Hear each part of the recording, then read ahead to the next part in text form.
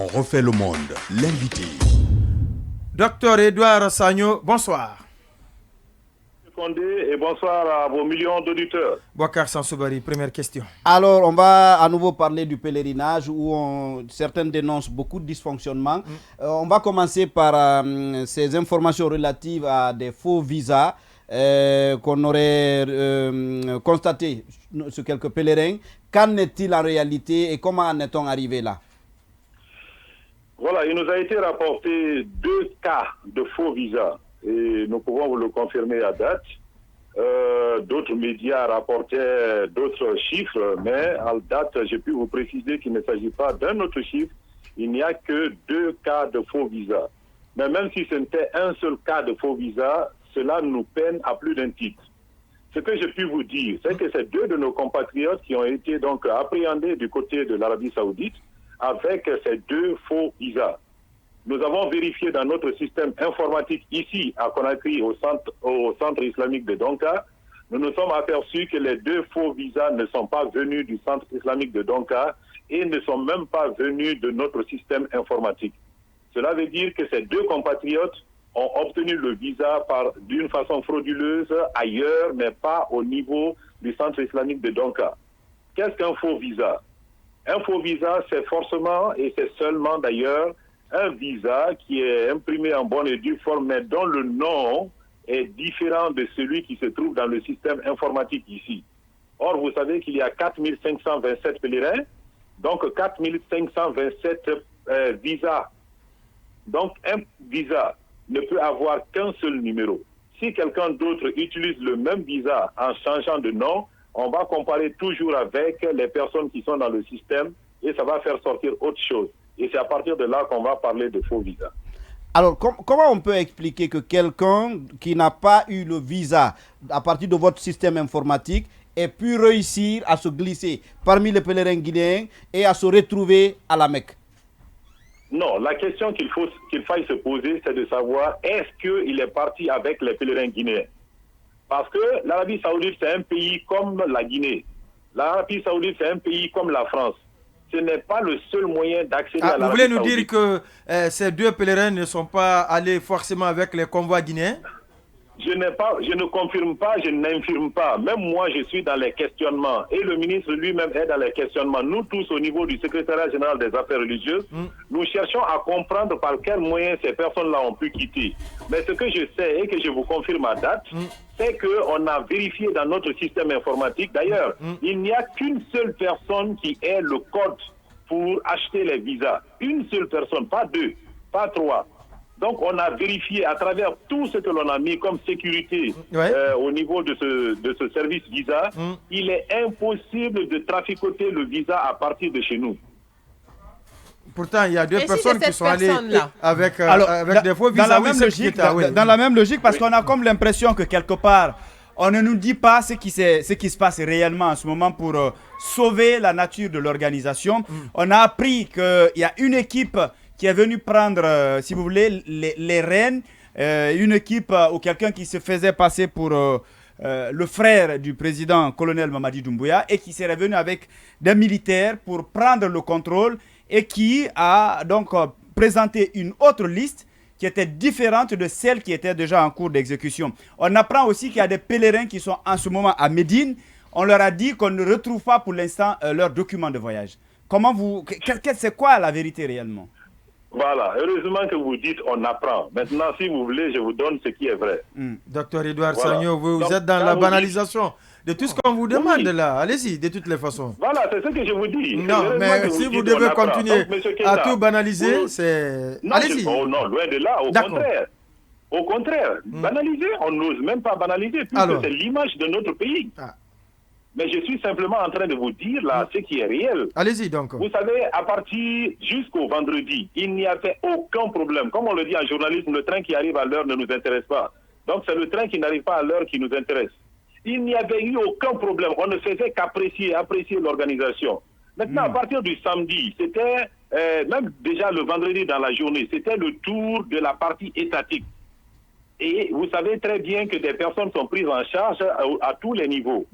Mais forcément, quand on envoie la liste de ces personnes et que l'on est en train de prendre en charge ces personnes, il y a des pèlerins qui sont là, qui pensent que comme on s'achemine vers la fin, parce que le samedi devait être le dernier jour pour ces convois, donc les gens ont commencé à se mettre sous pression. C'est ça la vérité que vous devez comprendre. Donc en clair, on n'a pas procédé à de la substitution de pèlerins. C'est ça? Non, mais quelle substitution? Cela a été évoqué, M. Edouard Sagno. Et le samedi, oui. C'est la partie étatique qui devait partir. Même ceux qui relèvent du secrétariat général des affaires religieuses sont dans ce cadre-là, c'est-à-dire l'encadrement et, si vous voulez, tous ceux qui relèvent de l'État devaient partir le vendredi et le samedi. D'accord. Mais est-ce que vous pouvez nous dire, parce que la première question n'a pas été répondue, est-ce que vous pouvez nous dire dans cette émission que ce sont les secrétariats ou le secrétariat général aux affaires religieuses qui a piloté du début à la fin du processus? Mais je vous le dis de façon claire, le secrétariat général a piloté, c'est moi-même qui suis le point focal de toutes ces questions ici. Le secrétariat général des affaires religieuses a piloté toutes les questions liées au pèlerinage jusqu'à maintenant où je suis en train de vous parler. Alors, sans langue de bois, quels sont les manquements que vous avez enregistrés? Parce que vous ne pouvez quand même pas nous dire que voilà, tout est rose. Oui, allez-y. À part l'affaire des faux, voilà, l'affaire des 2 faux visas, ça vous l'avez déjà confirmé. Autre manquement. Oui, mais il faut qu'on vous le dise clairement, parce que ça nous a beaucoup fait souffrir. Il faut que les Guinéens comprennent ce qui s'est passé. On a eu un avion, par exemple, qui est parti avec 4 places vides, premièrement. Après, on a eu un autre qui est parti avec 24 places vides, 24 places. Et ça, c'était au début. Il a fallu maintenant qu'on convoque une réunion d'urgence avec les représentants du ministère de la Santé et de l'INSP. Et c'est là où, à travers cette réunion, on est tombé d'accord qu'il fallait, c'est moi-même qui ai présidé la réunion, et c'est là où on a dit qu'il fallait faire tester tous ceux qui étaient candidats au pèlerinage. Et ça, on a fait passer un communiqué à la RTG disant que le mardi 21 juin et le mercredi 22 juin, tous ces candidats devaient être testés. Et c'est ce que l'on a fait. C'est ça qui nous a permis de corriger cette première tare qui a été constatée à partir des premiers jours. Donc le samedi 18, il y a eu le vol inaugural, il n'y avait pas de problème. Mais à partir déjà du dimanche 19 juin, on a commencé à avoir des places vides dans les avions. Et qu'est-ce qui a occasionné cela? Qu'est-ce qui a occasionné? Ce qui a occasionné, c'était la disponibilité des résultats des tests Covid. D'accord. Oui, Baïla Dans un premier temps, ça prenait 48 heures. Or, quand vous avez, par exemple, à partir du lundi 20, on a commencé à avoir 2 avions. Quand vous devez remplir 2 avions, je ne vais pas vous dire que c'est difficile, mais c'est très difficile. Remplir 2 avions. Un avion de 268 places et un avion de 341 places, c'est très difficile. Des gros avions, oui. Les cas de Covid, mais le cas des Guinéens, automatiquement, vous êtes en déphasage avec la situation. D'accord, question suivante. Donc, ça, c'est une première réalité, une première faiblesse, si vous voulez. D'accord, la deuxième faiblesse, c'est comme vous le savez, toute organisation a des défaillances. On a eu, par exemple, toute une organisation, on a voulu vraiment que tout se passe pour le mieux. Mais sauf que, par exemple, le dernier jour qui était le samedi, on a quand même été envahi par les gens, alors que par le passé, jusqu'au vendredi, ce n'était pas comme ça. On a été envahi par qui? Par les accompagnateurs des pèlerins, alors que jusqu'au vendredi, ils n'arrivaient pas à passer. D'accord. Ok. La dernière question. Oui, docteur Sagno, donc moi j'aimerais savoir du coup quel sort sera réservé à nos 2 compatriotes qu'on a appréhendés, comme on appelle, avec des faux visas, et est-ce qu'ils sont déjà, où ils sont actuellement et quel sort leur sera réservé. Et il y a cette autre information qui nous dit que plusieurs de nos compatriotes seraient égarés à la Mecque. Est-ce que cela encore, vous avez des nouvelles? Est-ce que vous confirmez? Je viens d'échanger, il n'y a même pas 2 minutes, juste avant que vous ne m'appeliez. Je viens d'échanger avec le délégué général du pèlerinage qui se trouve à la Mecque. C'est le secrétaire général adjoint du secrétariat général des affaires religieuses. Il ne confirme pas cette information. Il y a 2 minutes seulement, juste avant que vous ne m'appeliez. Donc cela veut dire, heureusement que vous êtes resté au conditionnel, ça veut dire oui, mais il y a des pèlerins quand même qui nous appellent. Il y a des pèlerins qui nous appellent pour nous parler, nous décrire déjà leur calvaire. Est-ce qu'il vous a parlé On devrait même avoir un d'entre eux dans cette émission. Bien sûr. Est-ce qu'ils vous ont parlé de ceux qui sont bloqués à Médine depuis quelques jours? Le calvaire dont vous parlez, le calvaire là, il faut que le peuple de Guinée accepte et comprenne ce que je vais dire maintenant. Donnez-moi juste 30 secondes, je vais expliquer correctement. on a dit au peuple de Guinée avant le pèlerinage, il faut comme document, le certificat d'aptitude médicale pour effectuer le pèlerinage. Ça veut dire que vous dites devant le médecin en franche vérité et en toute honnêteté, je suis bien portant. La deuxième chose, on a dit il faut avoir moins de 65 ans. Il y a des gens qui ont dit qu'ils sont en bonne santé, ils n'ont pas de diabète, ils n'ont rien, ils n'ont aucune maladie.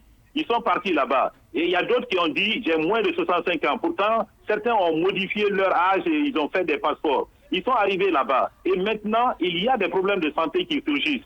Et on parle par exemple d'alimentation. L'Arabie Saoudite nous a fait parvenir une liste de 150 restaurateurs en disant que cette année, avec la reprise, vu qu'il y a eu la Covid-19 en 2020 et en 2021, avec la reprise, je n'accepterai pas de la nourriture qui vient de l'étranger.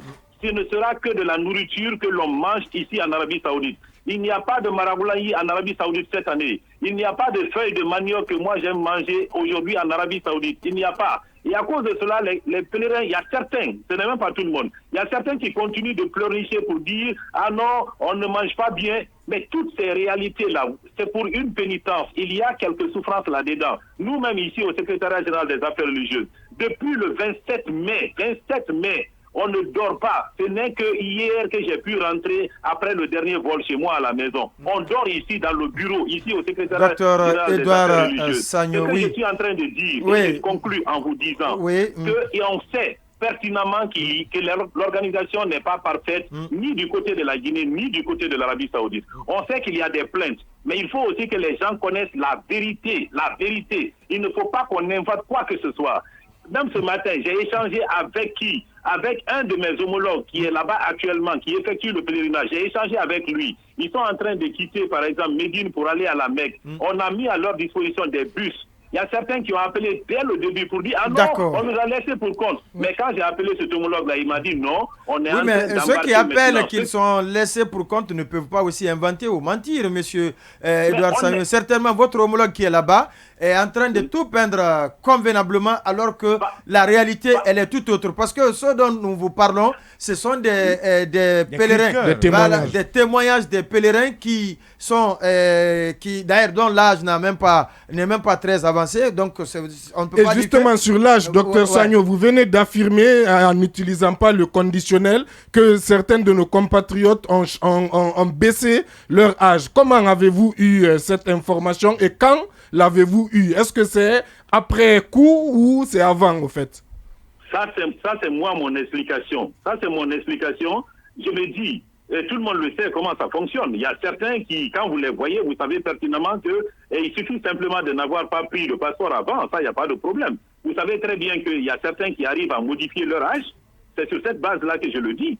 Il y a certains qui modifient leur âge avant d'aller confectionner un passeport. Vous le savez très bien. Vous savez comment ça fonctionne. Vous fondez sur ça pour c'est léger quand même. Je le dis parce que c'est une réalité et vous le savez vous-même. Docteur on a parlé de changement. On a dit qu'il faut que chacun change. D'accord. Mais sauf qu'au secrétariat général des affaires religieuses, on n'a pas totalement changé parce qu'il y a affaire de faux visas. Pardon? J'ai dit sauf qu'au secrétariat général aux affaires religieuses, on n'a pas totalement changé. Non, mais ça ne peut pas totalement changer. C'est un mouvement. D'accord. En train de changer. Un mouvement, on est en train de changer. Docteur Edouard Sagno, chef de cabinet du secrétariat général aux affaires religieuses.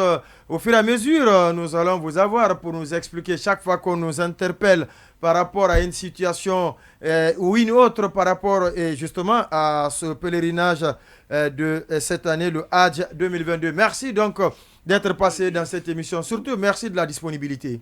Merci à vous. Allez, bon.